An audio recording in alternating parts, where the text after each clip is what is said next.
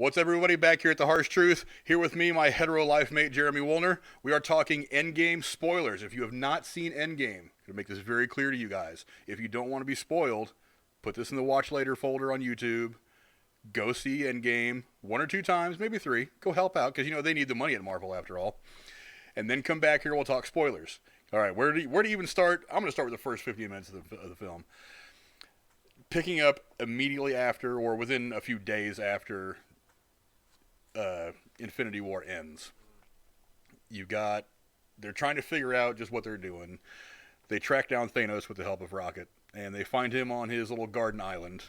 What do you think about the way that scene went down? Well, I think it kind of went the only way we expected. It just kind of happened. They just kind of jumped him, and they all had him. He didn't have the stones, so obviously he's not really as powerful as he was in the last movie. So dispatching him pretty quickly was, I guess, to be expected. And I think that when they killed him, I don't think that was really much of a shock either, because Thor's got some making up to do for the fact that he missed in the last movie. So I don't know what else they could have got out of him or what they could have used him for, because he was even like, well, that was it. He did what he wanted to do, and I thought that there was a whole lot. I love the scene. I thought it was a fantastic way to start the movie. One of the things that I noticed on my first viewing, it jumped right out at me, is that the guys that made the movie, they all said Thanos is damaged, the gauntlet is damaged, the snap had repercussions that were actually way bigger than half the universe just turning to dust. So when you first see Thanos, he's jacked up. I mean, the side of his face is messed up, his arm is messed up. It's not just from the snap. You end up finding out that he used the stones to destroy the stones. The first few minutes of the movie, he was very much the Thanos from Infinity War, because he even said the stones serve no purpose other than temptation. So there was that old Thanos from the last movie, from Infinity War, where he's like, hey, I don't want to. He didn't want to be the ruler of the universe. He really did want to bring balance. So he really had, even though it was horrible the way he wanted to go about it, he really did have some good intentions. And that was very interesting. That's one of the things that made the later version of Thanos that we end up getting for the majority of the movie so interesting, is that he even says it later on in the film, and we'll get to that later. He even changes his outlook on the whole snapping away half of existence thing, because he's like, well, I see what I got to do. But seeing Thanos that broken was a lot of foreshadowing, because later on in the movie you see a couple other people use the gauntlet with some pretty ravaging effects. And if Thanos is a Thor level god, maybe even stronger than Thor as far as gods go in the MCU, for him to be that jacked up by it, it was pretty telling what's going to happen if a good guy tries to put on the gauntlet and snap everything back to the way it used to be. And we get to that eventually. But after we get past that, of course, Thanos gets his head chopped off by Thor, which is not a huge surprise, because a lot of people thought that Thanos was not going to be a very big part of this movie to begin with. That Thanos was either going to die early on in the movie, or they were just going to leave him there, and that the real bad guy, the villain of the movie, wasn't going to be a person rather than the situation itself. Which is kind of true. It was partially true. It certainly would have ended up that way had the whole time travel thing not come to pass, which I'll get to that here in just a second. But Thor, really out of frustration, chops off Thanos' head. He's just like, screw it, I'm done. He's like, I'm doing what he...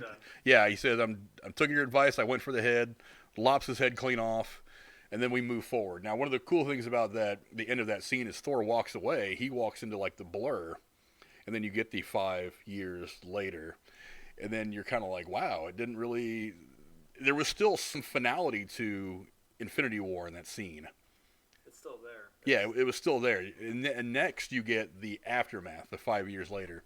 And then you get some of the stuff that we saw, the footage that we saw in the trailers of all the boats around Ellis Island, and things just kind of looking very drab and dreary, almost like a nuclear wintery kind of look, very gray, toned everything, really dark. People go away. It's not. Yeah. Not the best thing for the planet. You're gonna lose a lot of essential jobs there. Yeah. You can bounce back, but it takes time, that's for sure. Not 5 years. It's gonna get rough. And then we get into the body of the first half of the movie. The first half of the movie to me was all over the place. All over the time, because you're trying to fetch quest all these. I don't mean all over time. I mean story-wise was all over the place. It was kind of cutting from one to the next. It was just choppy. It was choppy storytelling for the first half of the movie. I mean, I kind of got. I mean, seeing Fat Thor, it was funny. I mean, my friends said they kind of dogged on Thor too much this whole movie. I'm like, yeah, but he's kind of a comic relief at this point, kind of along with like Rocket. But it's like you gotta think, even though he did what he wanted to do, he wanted to kill Thanos because he thought he messed up. It's like you said, they're still feeling the repercussions of this 5 years later. So I think in a way he still feels responsible for it. So he's like, even though I did this, it's like, does he feel any better about it, or like, well, what do I do now?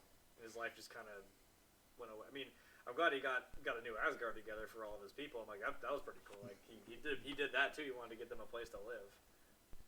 But it just, he kind of went into this little slump of, well, you know, I did what I wanted to do in the first place, but a lot of people said that was kind of foreshadowed, that last scene with Odin in Thor Ragnarok before he dies, that where he was at on this nice green covered cliff of Ireland or something like that, wherever he was at, somewhere in Europe, I think is where it was. It's been forever since I watched Ragnarok, that he was trying to tell him that that's where the new Asgard needs to be. Go ahead and put it on Earth. But of course, they end up putting it somewhere in the New England somewhere where they're all turned into crab fishermen. But Asgard's wherever the people are. That's true. That's true. But but they turned. Look, the first couple minutes of the Fat Thor was kind of funny. And I got it too. On the second viewing, I kind of realized it was like, it's not just that Thor is upset about the fact that he failed and that he didn't, go for the head the first time and whatever. It's that he's broken. He's lost. I mean, he's got like what, a couple hundred people left from Asgard, and Asgard itself was destroyed. Loki's been killed. His dad's dead. Even though he did what he wanted, he still had a big loss. And he still failed. So one of the things that was interesting about Fat Thor was, he visually was the embodiment of how he felt, his emotion. He was a wreck. I mean, Jesus Christ, I could cosplay as Thor now. That's the funny joke that I had heard on the internet. It's not mine. I don't know who put it on the internet, but it's not mine. I got to be fair about that. But I mean, the reality is my fat ass could cosplay as Thor now. Well, but physically, you're looking at him and you can see from his appearance the way he feels inside, his emotion. He's let himself go because he is feeling lost. He's feeling defeated. He's feeling like that there is no path ahead of him that gets him back to retribution. There is no next fight coming up with Thanos. There is no battle at all. I mean, for the last 5 years, he's been swilling kegs of beer with two dudes, I forget their names, and playing Fortnite. Yeah, sitting there playing Fortnite of all games. And it's been chilling out. So he's essentially given up. I mean, you see Valkyrie, she's really the one running the show in Asgard. But one of the things that kind of ruined the first half of the film for me was they kind of drug on the Fat Thor storyline a little too much. They kind of kept going back to it. This is one of my problems with Thor Ragnarok, is when you're telling a story about Thor, you have all this mythology to go with, all this story. You can find a balance between humor and story. Whereas Thor Ragnarok, it was like, as soon as you would get to some really deep dialogue, it's like, oh, no, wait, here's 5 minutes of jokes. And I'm like, okay, can we keep, look, the best part about Thor, about the character, is how deep that character can really go, how deep that world can really go. So much deeper than Iron Man's character really can go. Deeper than Captain America's character can really go. There's so much to pull off of that you should be able to tell some amazing stories. And for the most part, the entire Thor standalone franchise to me has been kind of a disappointment. I don't think they've ever hit either one of them right. The first one's grown on me over the years. The second one kind of nobody likes. Yeah, I think Ragnarok is probably the better of the three. Well, Ragnarok was the most disappointing for me because they went straight. Well, it was fun, but like I said, I wanted to see mythology and story. And whenever they started to go down that path to where they were giving us some good story, it was like, okay, here's half-hour jokes. And it was kind of the same thing with this. You didn't really get deeper into Thor's core, except for that he's broken, which is important. But there's still so much more to Thor you can do.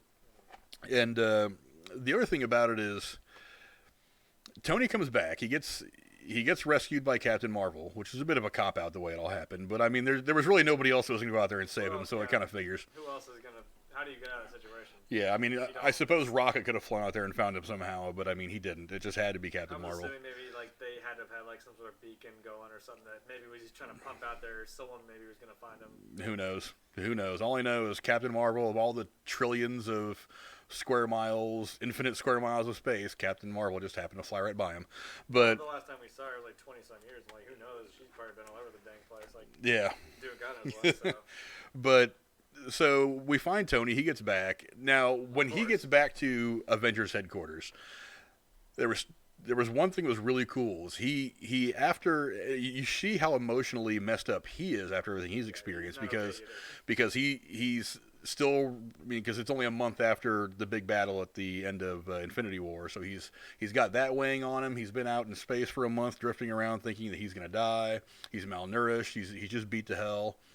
And then he suddenly gets rescued. He finds himself back home, and then he does have this little moment where he cracks. And that conversation between him and Steve was pretty interesting because he really vents a lot of his frustrations. He even says that I lost the kid, I lost the fight, I lost everything, and he's like, so did we, dude. You're not the only one. Lost something. That's the problem. And that was a really good conversation because, for one, it's the first conversation we've had between Tony and Steve since Civil War, which everybody was kind of waiting for that because you remember they had no interaction at all in Infinity War. They were on two different planets, literally on two different planets.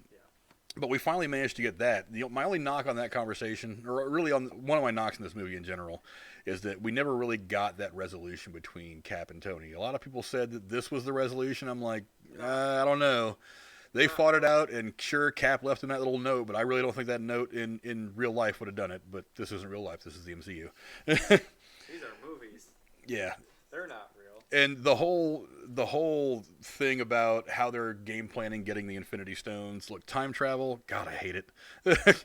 Time travel is such a hard trope to get right. And I mean, again, what else are you gonna do? Because I don't know how you reverse that. Because I mean, the stones are gone, but it's a comic book movie. I mean, whatever. I'm not saying I have a better idea. No, but we can time travel. Not at all. Am I It's saying I have a not better like they idea? said it was gonna be easy either. They were even like, they went to Tony and he was like, no, I don't want to help either. Because you know he has his own family now. He's got more he can still lose.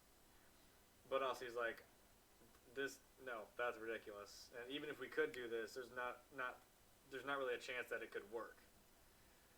So like he even knew how ridiculous the whole idea to wrap his head around was. It seemed like he was working on it already, though, because I was gonna after say, everybody leaves and he's over there on his little holographic cool computer thing, does it. and he's just like, yeah, readjust this, and there it is. And it's Yeah. like, I mean, look, Tony's smart, but you can't tell me he put that thing together in one evening. I was gonna say, It's I like- noticed that watching. I'm like, I don't know. I don't like how he just casually figured out time travel. So, like you said, I'm pretty sure he was doing something like that before. Yeah, he had to have been gaming some scenarios out in his computer at some point Just not before sure that. he figured But out time travel, like, oh, okay. I don't know. By the way. Tony is super smart, but I mean, time travel is a tough nut to crack. I mean, And then again, at least they weren't making it seem like it was just, punch it to 88 miles an hour, boom, and now we're there. But yeah, but at least that worked in the vein of the movie that it was in, of Back to the Future. It's like Tony's just like, I'm gonna press a couple of buttons, and while I'm drinking my Yoo-hoo chocolate milk, I'm gonna just go ahead and solve time travel. It's like, oh, by the way, here it is. well, I mean, it was still limited, like with the plutonium and the DeLoreans. Like, well, we only have so much of this stuff we can use, which again, I guess makes a good conflict plot point that you don't have many chances to get this right. So that makes you a little on edge. Like, oh, I hope they do this, but. Still, time travel is a tough one to pull off. I don't think they quite pulled it off in this movie.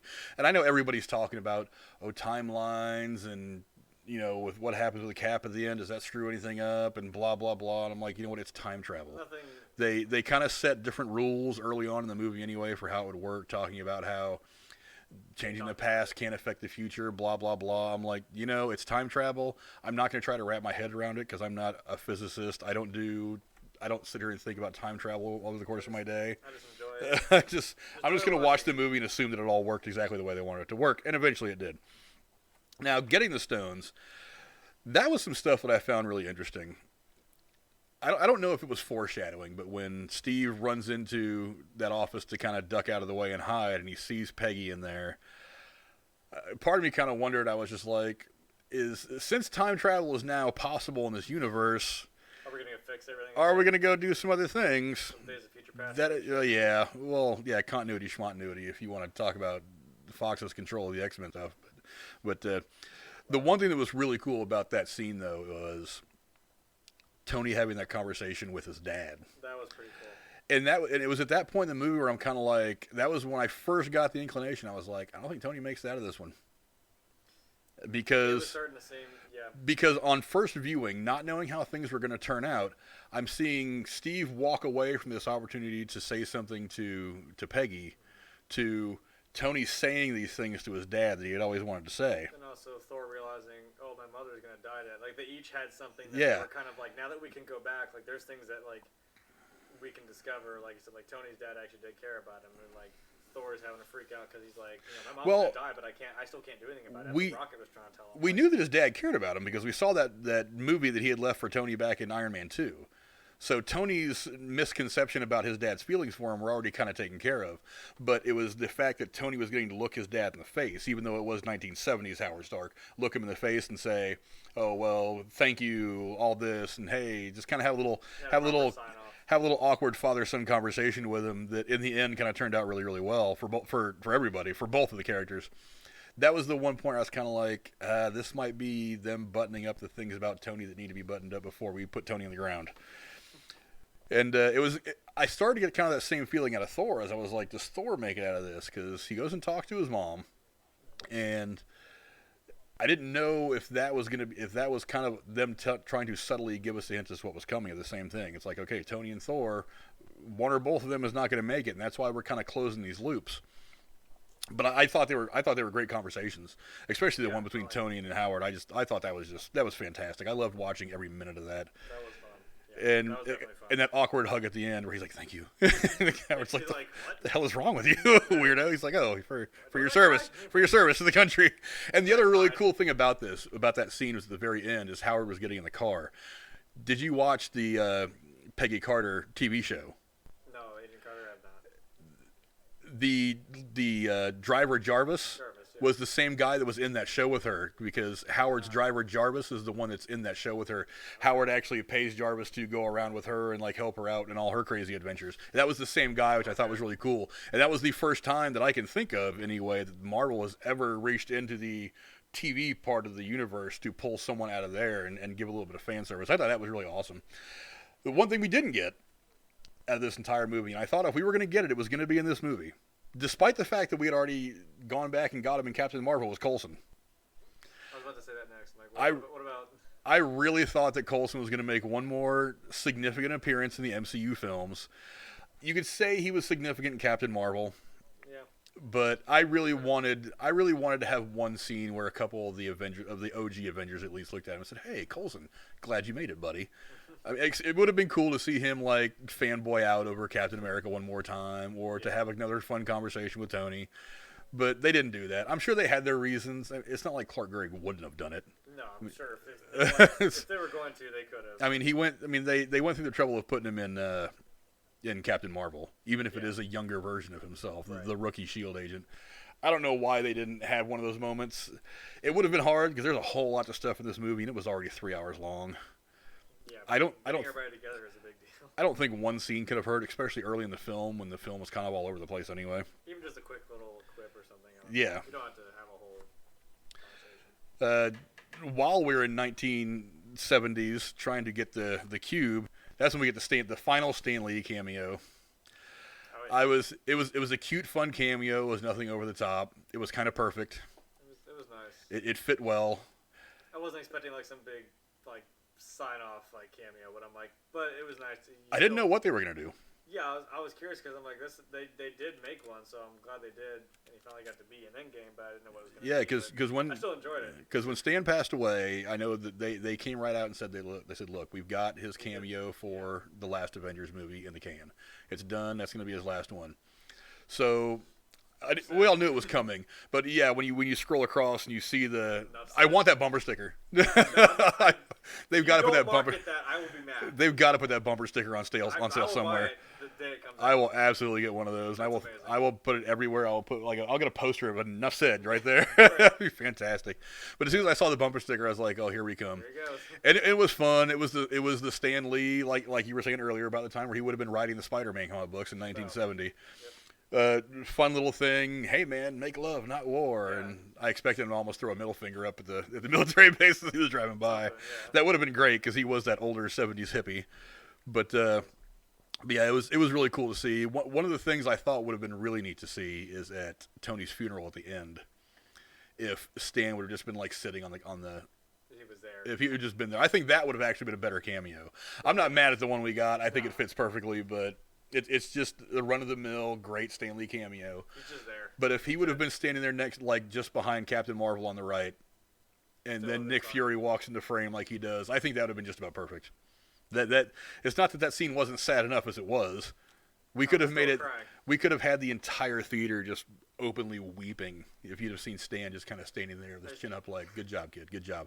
I still ache a little bit every time I see him. It's like, oh, Yeah. there he is. And I've got a theory about future cameos. What's that? I'll get to that in a minute. Nope. Okay. Never mind. Now we get to the last half of the movie. Jeez. Oh yeah. Oh yeah. Now we get to the last half of the movie. We collect the stones. For one, I want one of the Iron Gauntlets. I want one. I'd be okay with it. I kind of saw it coming. A lot of people were kind of like, oh, no, there's not going to be any Iron Gauntlet. They're going to steal the... Or a lot of people thought that Peter Dinklage's character was going to make another gauntlet for them. Because there was all this stuff that's been going on in the last couple of years. It's like all the gauntlets we've seen. There's one for the left hand, one for the right hand. And then Hela kind of came up and screwed all that up. When she walks around Thor Ragnarok, she looks at the gauntlet and pushes it over and goes, fake. That kind of ruined that. We were like, damn it, so there is only one gauntlet. Yeah. But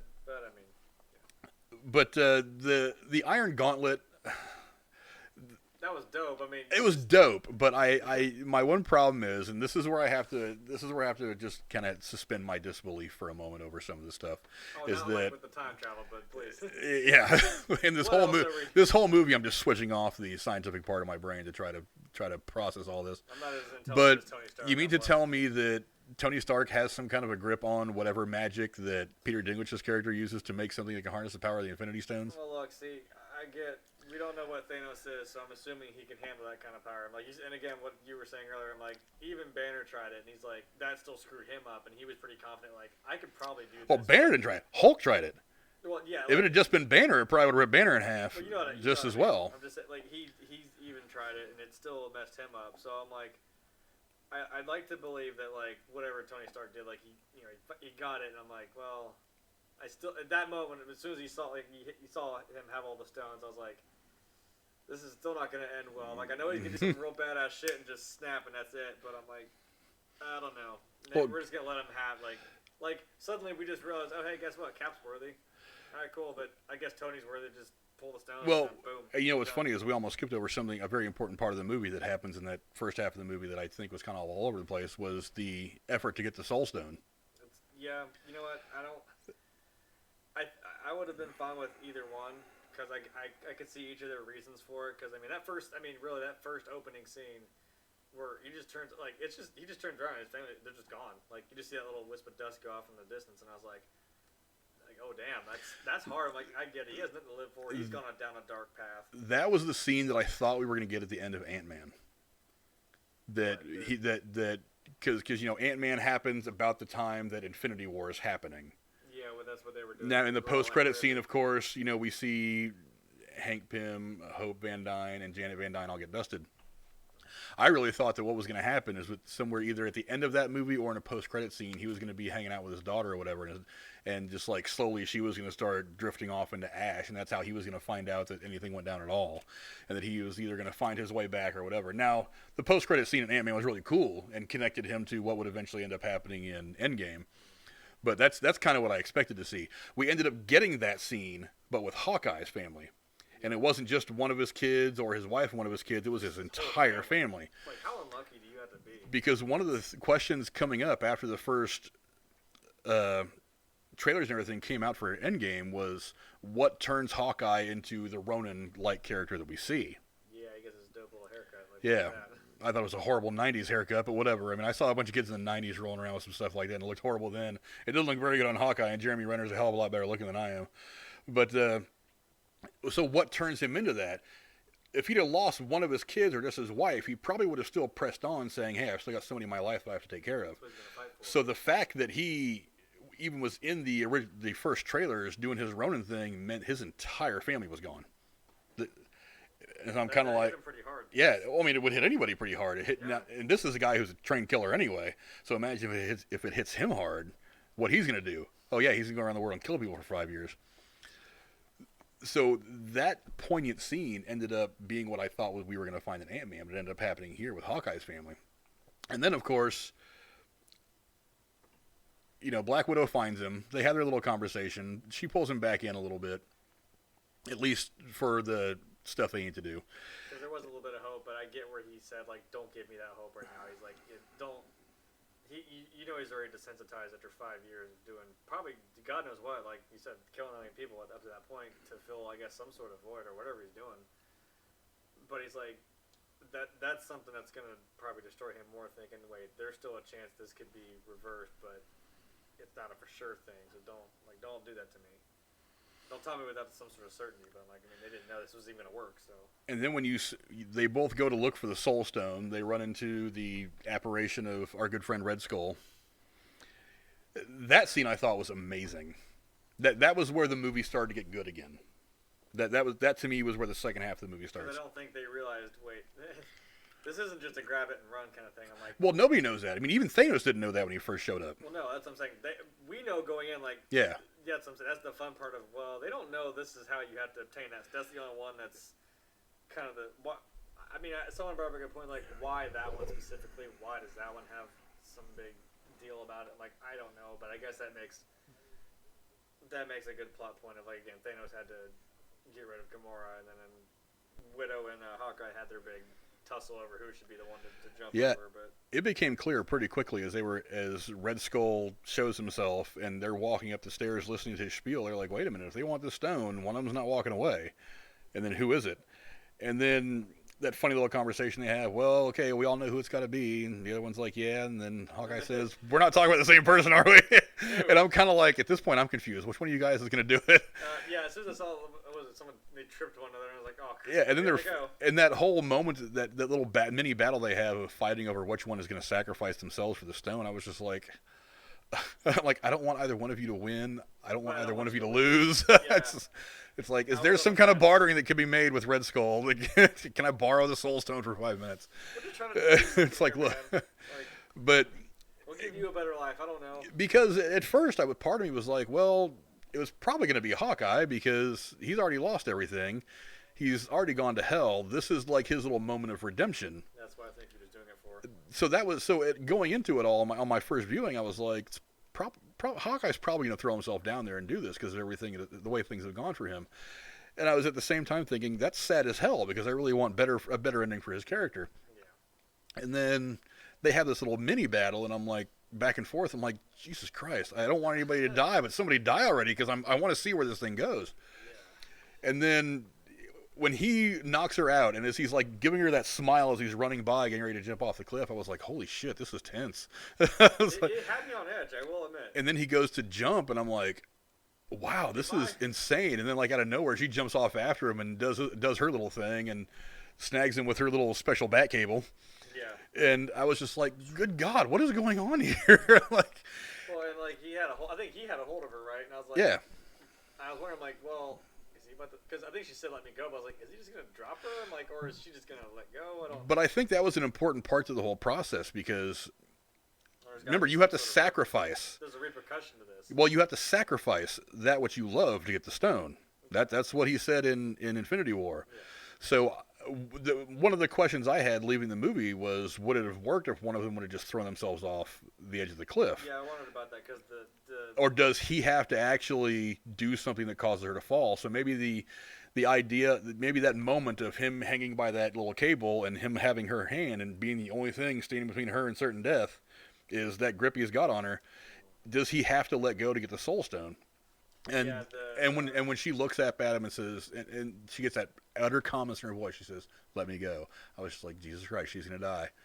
And then of course she goes down, and then he wakes up in the shallow lake with the stone in his hand. I was like, my God, that is amazing. And that to me is where he was even mad. He was just like I got it, but like, damn it. Well, he was broken. I mean, and you see that in the next scene when they're hanging out at the lake and they're talking about, does she have any family or anything like that? They came back and they realized like where's the yeah. And they're like, and he's just like, Yeah, and Clint hits one knee, and it's just like, wow, that was the first real big loss, Yeah. real big loss. And then comes the part with the Iron Gauntlet. Okay, Tony made a gauntlet. Whatever. Tony's got a He special. figured out time travel. Tony's got special. Oh, yeah, he figured out time travel. Why can't he Don't make a take gauntlet? blame for this. Now the whole argument is about who was going to snap. I thought was kind of dumb. It had me on edge because I'm like, oh crap, oh crap. Well, when they're playing fetch with the gauntlet, I'm like, well, I don't know who's gonna do this and where is this going. And as soon as I thought Thanos was gonna snap, and I didn't realize, okay, he went up and just yanked him right off. Well, because in the end, there was only going to be two people that could have pulled it off anyway. It was going to be either Hulk or Thor, because it says many, many times in the Infinity War that you can't just be anybody and use one of the Infinity Stones, let alone all six of them. So the only people that were going to possibly do it and survive was going to be either Hulk or Thor. I kind of thought it would be Thor because I figured he's a god. I mean, that could be his big redemption. He's familiar with the. I mean, it could be. I mean, but beyond that, he's familiar with the way the stones work anyway. He's much more familiar with the stones really than anybody else. I mean, sure, Captain America dealt with the Tesseract in the first movie and so on and so on, but he's the only one that's still living right now that has that kind of experience with the stones. So I figured it'd probably have to be him. So when Hulk puts the gauntlet on, I'm like, really? Okay. I was like, I mean, yeah, Hulk's kind of he's a tough dude and all, but he is essentially only human. He's not a god. I'm surprised they didn't make him Hulk out completely because I thought maybe he's gonna get mad and it's just gonna.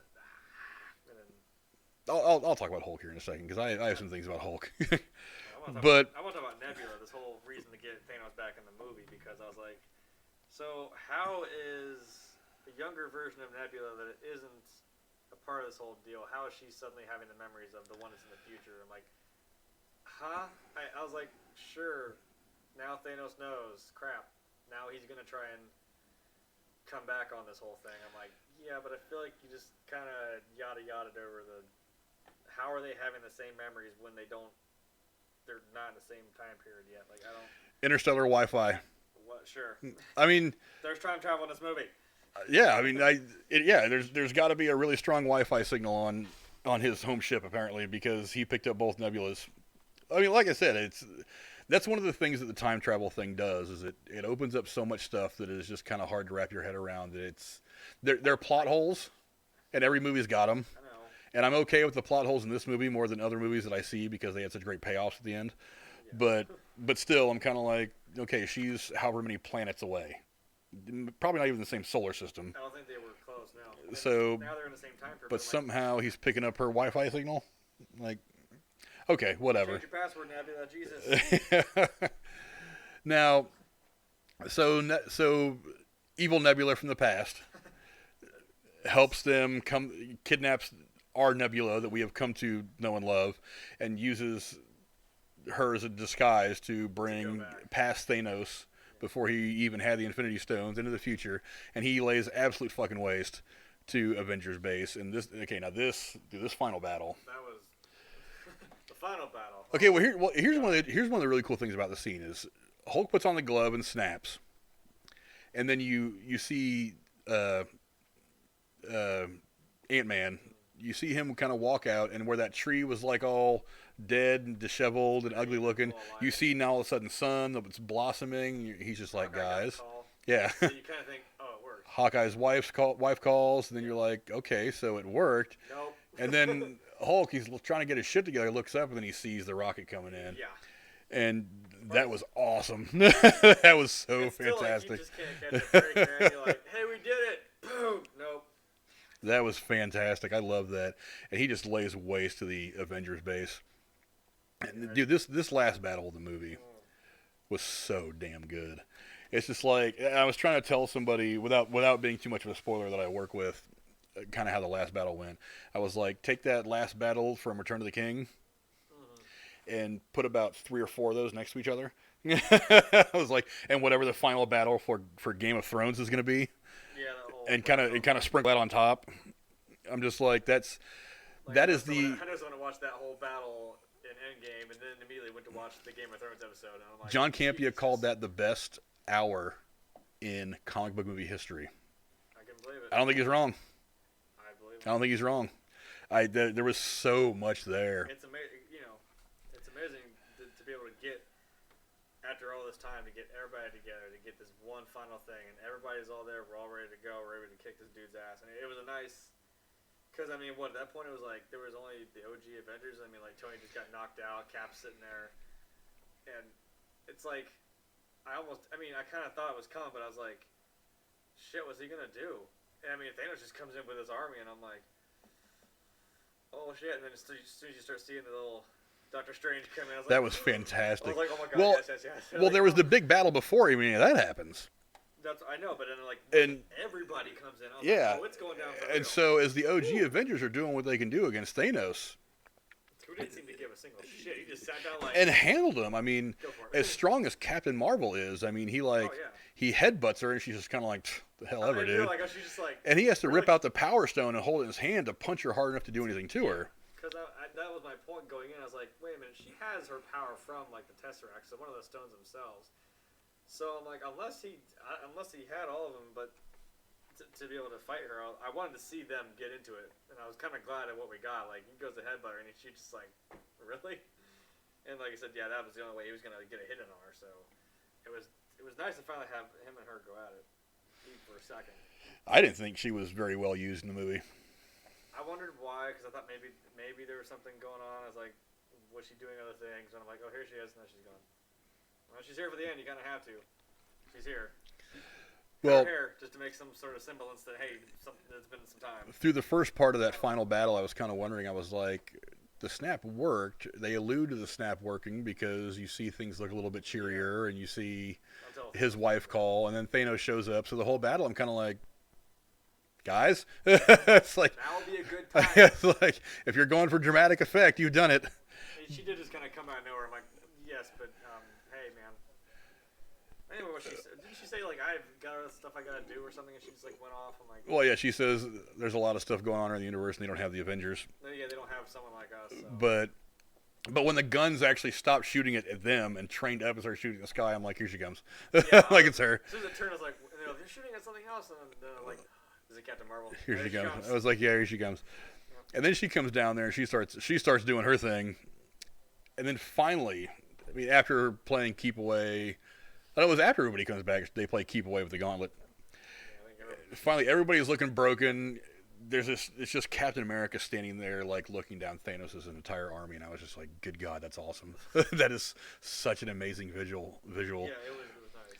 I don't know if you noticed or not, and I tried to look a little bit closer on my second viewing. When he goes to tighten his shield, it looked like he's got a big gash across his arm. I don't know, because it was a quick, just like like that, and he's like I'm ready to go. And he definitely did not just like pull it tight and sneer. He was like, kind of like it was hurting. So I was kind of like, damn, Cap's looking pretty jacked up. Well, his shield got fucking broken. And his shield's all jacked up. You just broke something that was made of. It was unbreakable, supposedly. So like, that's what got me. I was like, oh my god, he's actually breaking his shield. So that kind of made me. I mean, that made me wonder about even Black Panther. I'm like, I don't know about this vibranium anymore. But then we finally get to the point in the movie where people start rolling in, and then you hear just that fuzzy little thing in his earpiece. Hey, Cap. And he's like, what? And he's like, hey, Captain, on your left. And then when you see Strange's little portal opening up, I'm like, oh, finally, here we go. This is what I've been waiting on. And then it opens up, and then Black Panther, Okoye, and Shuri come out, and I'm just like, bring this shit on. It's on. Here's where it happens now. Doing his fucking chant. I'm like, oh, here we because go, I'm thinking to myself, I'm like, good God, could this battle get any better? I'm like, oh, by the way, here comes the rest of the Avengers. Like Wong said, well, you want more? Well, yeah, you want more? And then wait for the applause break. Avengers. And as these portals started to open up and more people started coming through it, and then finally the one that opens up on Titan, and that's when Doctor Strange comes through, and Drax and Mantis and Spider-Man swings in, and I was just like, oh shit, this is so awesome. Yeah. That was a fantastic guy. I want that on a poster. I want that as a mural on the side of my wall. I want that picture in many places as I can possibly put it in this house. That was such an epic view of the Marvel Cinematic Universe. I was like, damn, that is fantastic. And then we finally get it. I mean, Cap looks around. He sees what he's got behind him now. He goes, Avengers, assemble. I went to a fan event here at the Regal the night that it opened. We had one of the first public viewings, and the place collectively lost its shit several times over the course of the movie. Oh, I'm sure. Like that part drew a standing O. Standing ovation. People were just jumping up. They went through the roof when that happened, and I was just like, and part of me was like, and I'm right with them. I'm like, yeah, cheering. And at the same time, kind of like, shut up and sit down. There's still a lot of movie left. I want to watch this shit. There's still dialogue, people. Shut up. We still gotta go. But and it was just so epic. I mean, everybody in the battle gets their chance to do some stuff, except for Hulk. We'll talk about that in a minute. And yeah, I even had a couple like. There's some like I try not to talk in the theater. I'm trying to enjoy it, but like there were a few times where I actually was just like, oh my god, like I got excited, and there's a couple people were with me on that. So like I feel bad, but I'm also like, oh my god, it was so cool. And then finally, they're trying to get the stones away from Thanos. They're headed back to Scott's van, and that dumb little van, the ex-con van, yeah, the big plot point, which is in his van. Thanks to that rat, by the way, for just happening to step on the right buttons that lets Scott out of the quantum realm. Whatever. But like it happened for 5 years, so it's not like it was just gonna happen. Yeah. But the whole thing of trying to play keep away. At the end of it is like we can't beat Thanos. Even combined, Thanos might just be too strong. And so there was that point.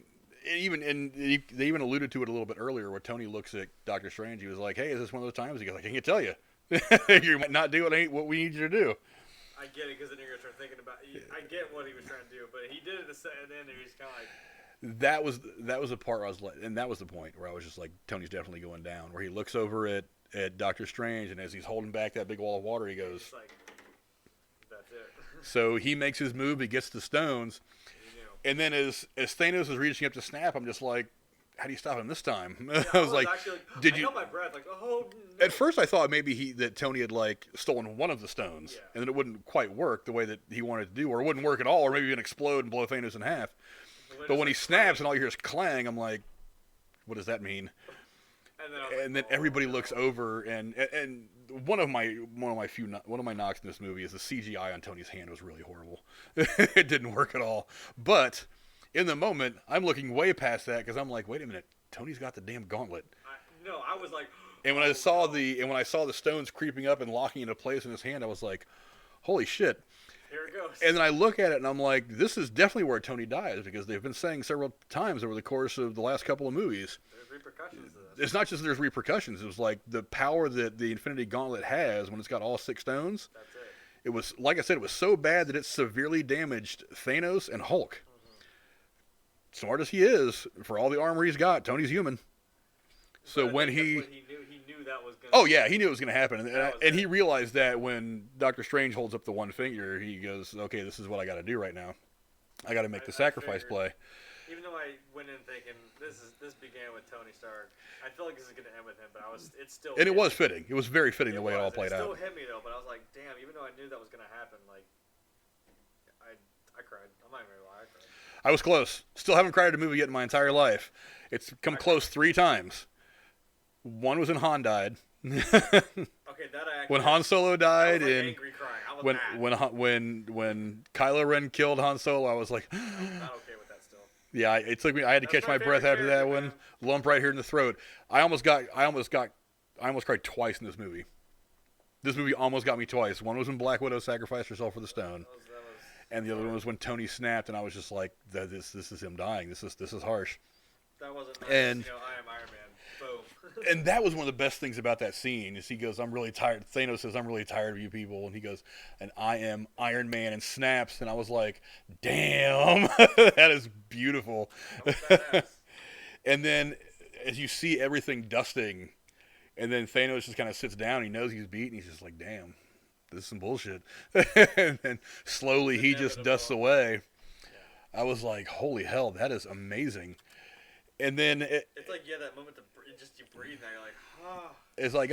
As I got done with all that, and Thanos finally dusts away, I'm just like, Tony, are you there? Like, please tell me maybe it's not the same.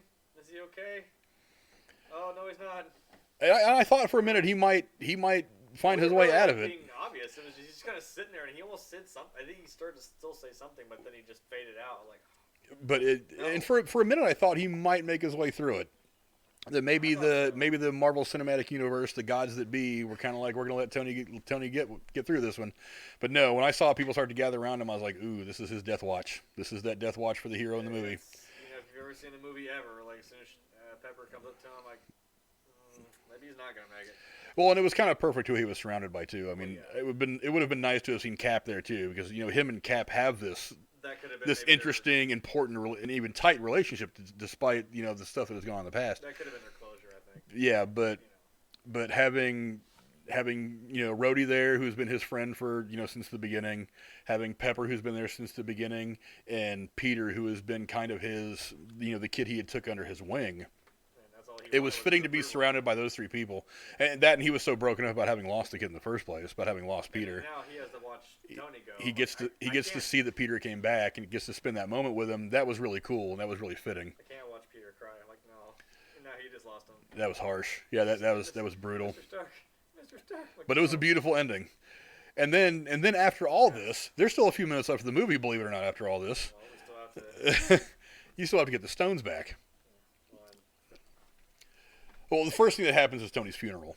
Yeah, like proof that Tony Stark has a heart. Yeah, dude, that was another one of those parts where I was just kind of like, the lump in my throat was welling up, and I was just like, oh my god, this is so sad. It's so beautiful. It's so fitting. It's so perfect. I'm like, I could have thought about it for 100 years, written 100 different scripts, and never done it like this. So the Russos did a fantastic job putting that, especially that scene together, panning through all the people, nice. Pepper, Hap, all these people, finishing up with Captain Marvel kind of standing alone in the back, and then Nick Fury walking into frame. The only thing missing, I think this could have been a perfect spot for a Stan Lee cameo. Yeah. Just to have Stan Lee sitting there giving a slight, he didn't have to say anything, just a nod of respect, a nod of approval. Yeah. Good job, Tony. Go rest now. That would have been awesome. It would have been more poignant considering we lost him between the end of the last movie and this movie. But I know they were trying to do it before he passed. So I don't know if they knew. But maybe if they knew that yet. They could have CGI'd something in there. It probably wouldn't have fit if he'd have done that. I don't know. Like I said, I'm not mad at the Stan Lee cameo we got, but I think that would have been much more fitting, much more emotion invoking. If it was an emotional one or a fun what he did, that's still fine. It's Stan Lee. I can't be mad. Yeah, I can't be mad at Stan Lee. No. But sorry, I have to text in the middle of this thing. We got about 15 minutes left in this, I figure. Now we're talking about returning all the stones, and this is where Cap gets his closure. I saw it coming. First time out, I saw it coming. Well, because now he has the chance to go back, and I'm like, well, I know what he's going to do. I guess he's going to do the things he never got to. So. Well, because what you want to see is, because this is the end of the road, one way or another, for the vast majority of the OG Avengers. So Tony and Cap in particular, things have ended for Tony. His whole thing has run its course. Now you've got Cap. Cap's going back in time. I'm like, why would Cap come back? Thanos has been beaten. The Infinity Gauntlet is now not a problem anymore. Cap's got a time machine on his hand. I'm like, he's going to do what he's got to do. He's going to put the stones back. And then what do you think he's going to do? He's going to say, wait a minute. I can get the life that I should have had. Sorry, Bruce.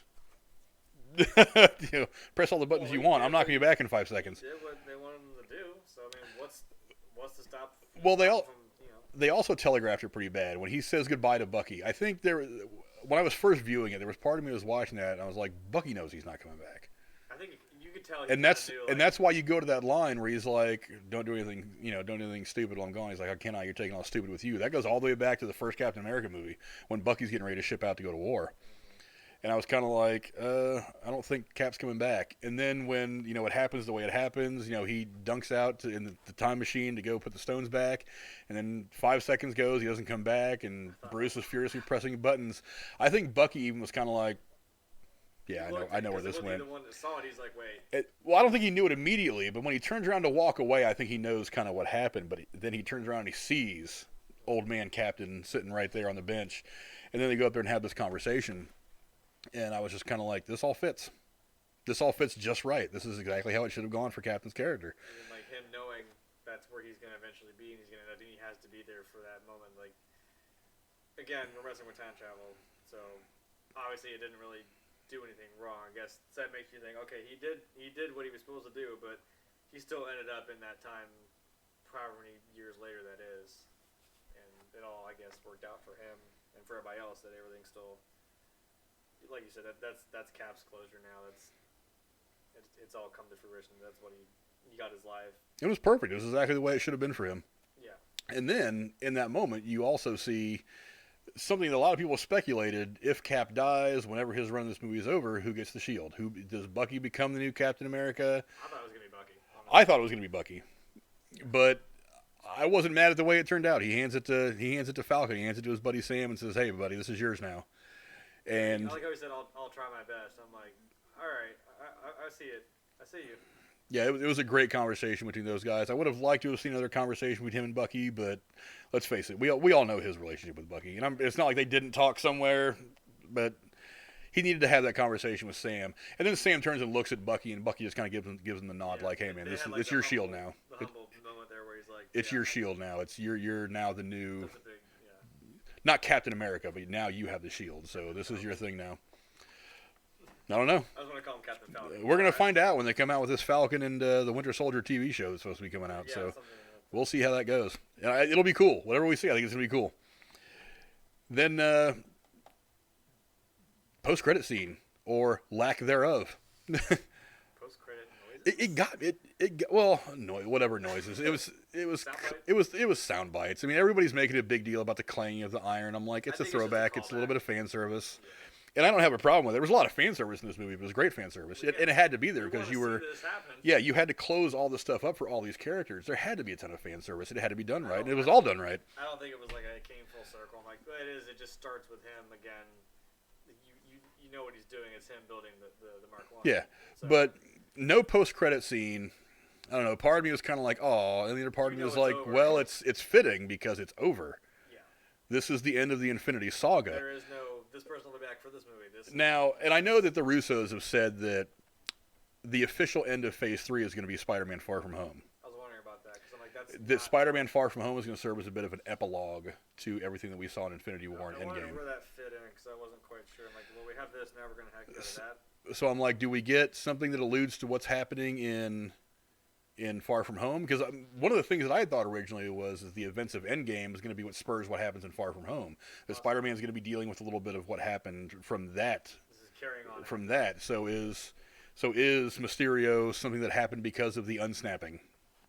Who knows, really.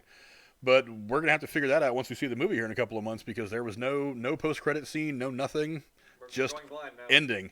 Which, like I said, at first I was kind of aggravated, but then I was like, that really fits. That it is the end of this saga. There is no more left until they decide what they're going to do for Phase 4, how they're eventually going to bring in all the X-Men stuff, all the Fox-owned stuff that they brought in. They're talking about, like, even Fantastic Four. I'm like, are we going to do this again? Well, we'll do it. Oh, we'll do Fantastic Four again, but the point is it's going to be better. But we're not going to do that for another.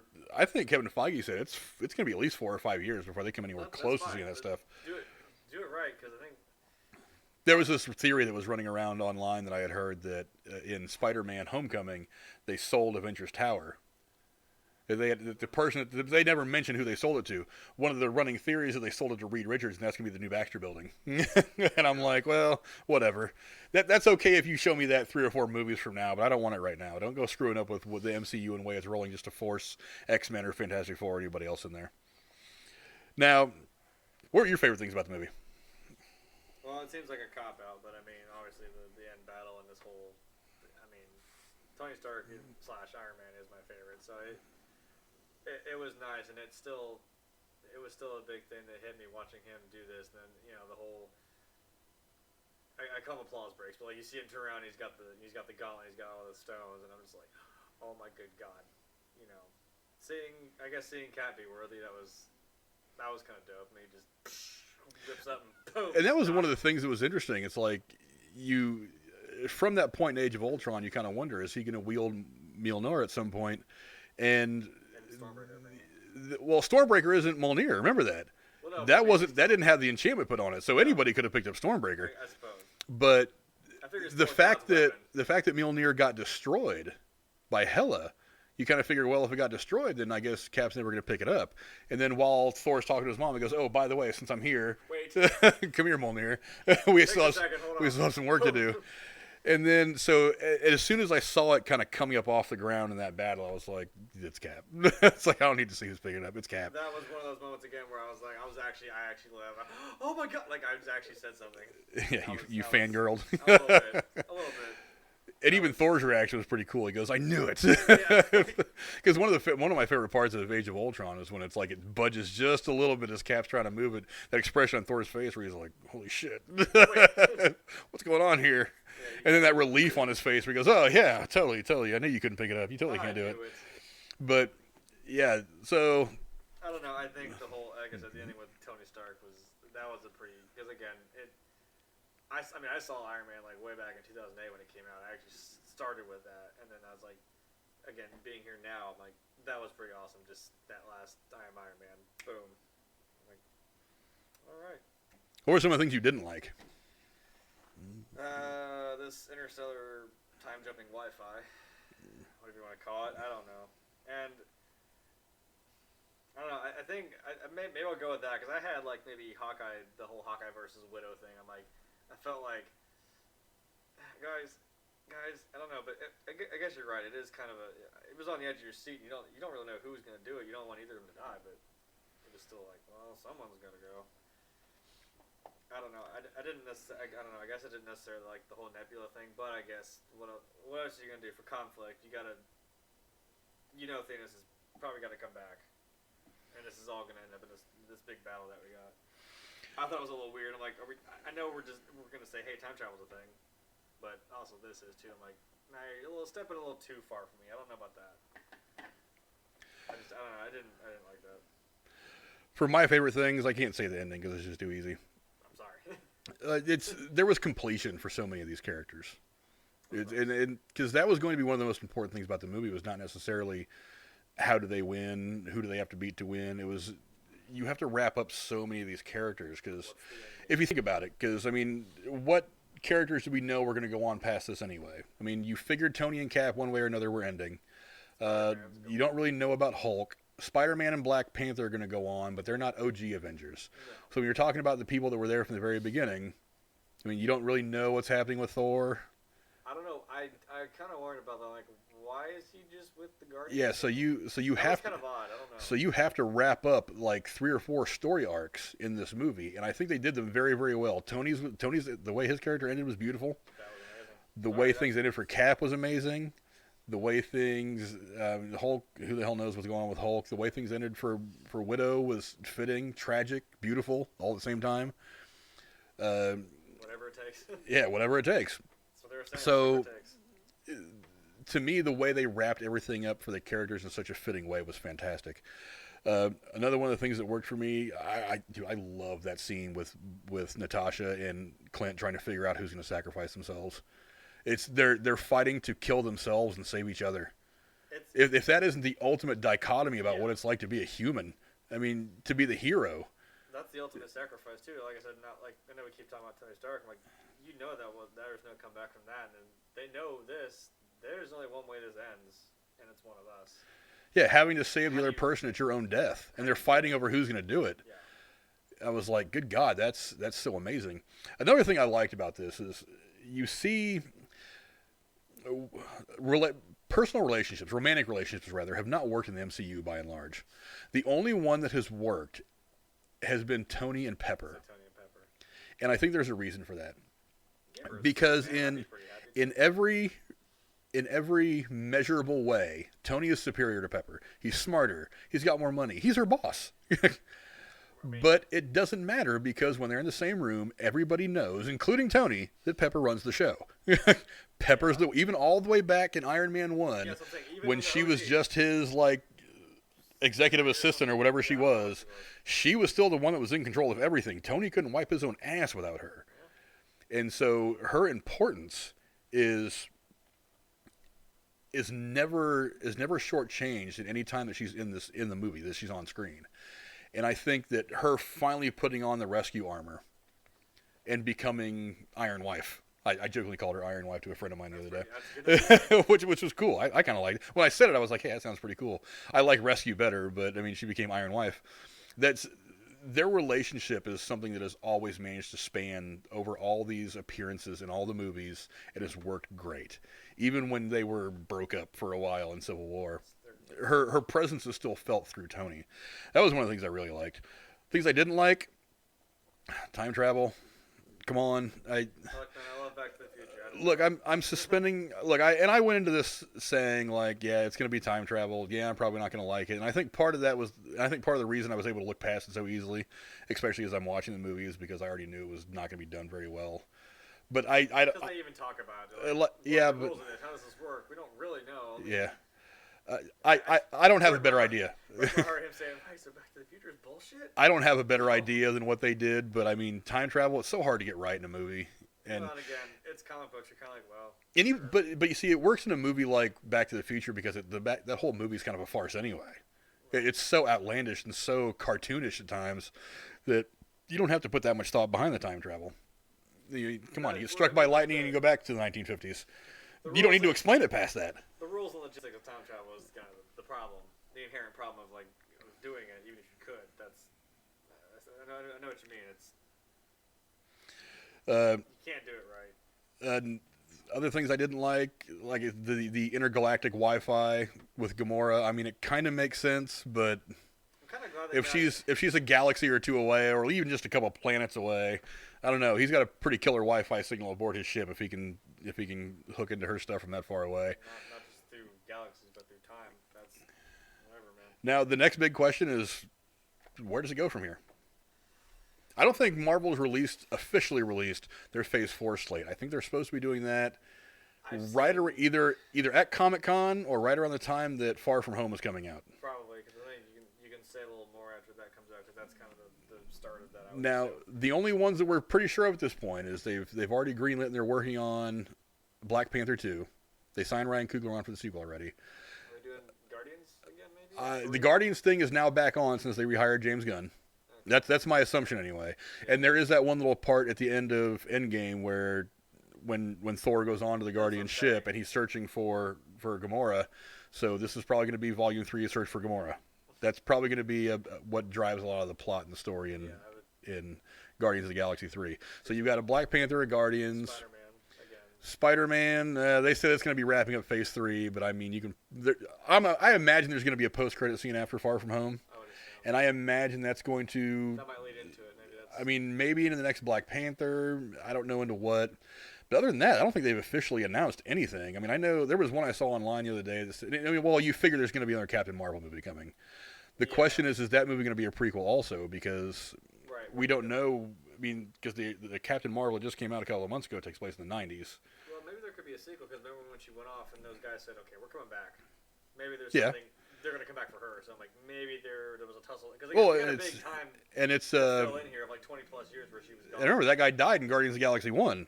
So if he's going to be in that, it's going to have to be another prequel or something that happens before the events of at least the first Avengers. Yeah. But maybe another. I don't know about Ant-Man. I don't think they're going to do another Ant-Man. I don't know, because what else do you? I think we're going to see Paul Rudd in more movies. He's definitely going to be Ant-Man. Is there going to be another standalone Ant-Man? I don't think so. I think he's going to probably show up in some other people's movies. I think maybe there could be another. He's probably going to hang around for one more team-up Avengers movie, and I think they will probably start moving off him too.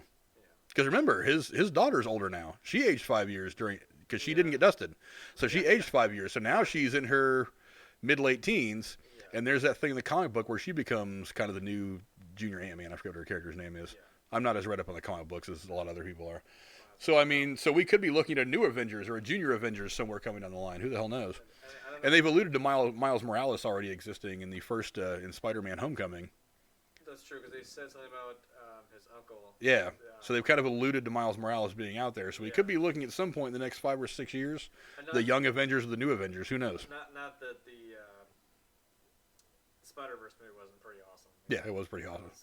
But I have a theory. I want to throw out there. Okay. And I want to get your thoughts on this. We no longer have Stan Lee cameos to look forward to in the Marvel movies, unfortunately. Yeah. We do, however, have Old Man Cap. So I'm wondering if Old Man Cap isn't going to be the cameo now instead of Stan. Okay. I see where you're going with that. Also, again, now that Now, his timeline is he can be. I'll be perfectly honest. I don't see that happening. It'd be cool. It's cool to think about, and I'd like to see it, but I don't see it happening. As a matter of fact, I'm pretty sure Kevin Feige has already said that Stan's cameos will continue, but they'll be much more subtle. They won't be him leaning out the window saying, "Hey, you punk, stop breaking into my car." It'll be a picture of him somewhere, or it'll be like him on TV doing something, some old footage of him from the 80s or 90s. It won't be Stan on camera doing something on set. Kind of like in Jurassic Park when obviously Yeah. Attenborough passed away. They had like the statue for him there, and they Yeah. mentioned him. They're like, "Well, this is what he wanted. This is." So you still feel like he's there, but I don't know.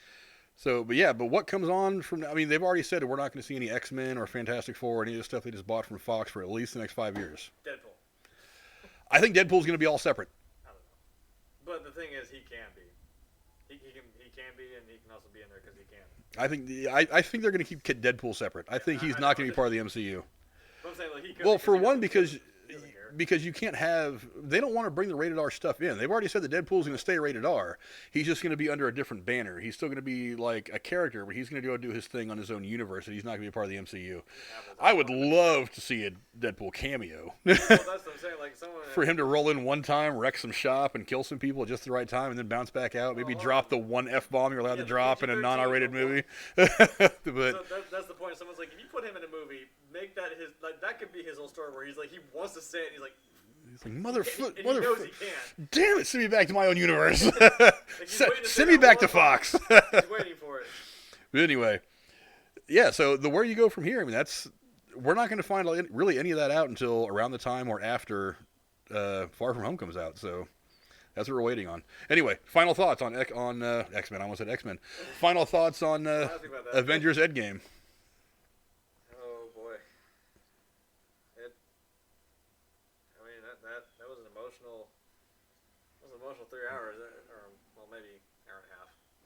The first kind of watching, I'm like, that's cool. Get that stone. Oh, they're having a fight. Get that stone. All right, here's where we start digging into my soul a little bit. I think it was done. It was a nice coming to fruition kind of story, and this is where it all ends. And again, this is the end game. This is where it all comes together. And like you said, I don't know how many times you could do this, but I don't think they did anything wrong. I think it was all tied up very nicely, and I'm okay with it. I'm okay with how it's all. Everyone kind of got their own. You know, like Cap got his own story. He got the life he wanted. Tony. You know, he was going to be the ultimate. You know, the ultimate sacrifice. And like with the people that we're talking about just a second ago about they can keep going. Not the OG guys, but there's still room for other stuff we can expand into. But as for the Avengers themselves, like it was a nice end game. Yeah, it was for this the end of the Infinity Saga. It was a beautiful ending at a lot of different levels. It was the characters that were going to be leaving us at the end of this. They left beautifully. Some died, some on to the later parts of their life. It leaves some things out there. I mean, for Guardians, things like that. It tied up all the things it needed to tie up to really set the first 3 phases, this saga, to set it down and kind of put it where it needed to be as we moved on to whatever Marvel's going to bring us in the future. What they're going to bring us in the future, man, it's going to be a tall order to match whatever they've done. And I know that somebody was talking online earlier about, is Marvel going to do another thing that spans over 3 phases? Yeah. And I'm like, I don't know if you can, because that's a pretty high bar to what you said with Infinity War and Endgame. And what you start doing is you start snowballing into what we have now. I'm like, do that again? I don't know. Well, I mean, they are going to fold X-Men and Fantastic Four into this at some point. And if you I'm like John Campea. I wish they would have their own universe, but they are going to fold all this in at one point. So there's a lot of different places you can go. If you do it right, which I don't doubt that they will. So yeah, a lot of different places you can go, and man, I'm excited. You got a lot of material, but you can still play around with here. Yeah, I'm excited about what they're going to do in the future. Hopefully, Far From Home will give us kind of a direction. Yeah. There was this one post-credit scene from Endgame that was obviously fake, but it had Galactus, and it was you'd have to go find it online. I can't do it any justice, What? but it's Galactus. Like he basically comes up at there like Earth is in the shot with like the all black background, and Galactus like whose head is bigger than Earth, kind of like fades in from next to it, and he puts his hand around Earth and says. Where Thanos failed, whatever, blah blah blah. And he said something really, really ominous, and it looked really cool. Visually, it was kind of cool, but it was fake. I mean, it was kind of cool, but it was fake. The things we can do with the technology we have. I know, right? I wish I was a smart enough editor to do some cool shit like that, so I could fake people out on the internet the way these people do. Yeah. But anyway, that's our spoiler review for Endgame. Like the channel, subscribe. There's going to be more videos coming up on all kinds of topics. We're not just talking entertainment anymore. You're going to see me and Aaron talking about politics a lot because he's the only one I ever want to argue politics with anymore because he's so wrong and it's so easy to beat him. I'm just kidding, Aaron. I love you to death. You know I do. And that's our spoiler review. So like, subscribe, share the video. Help us out here because, YouTube's not doing us any favors. And we'll see you guys again later on. See ya.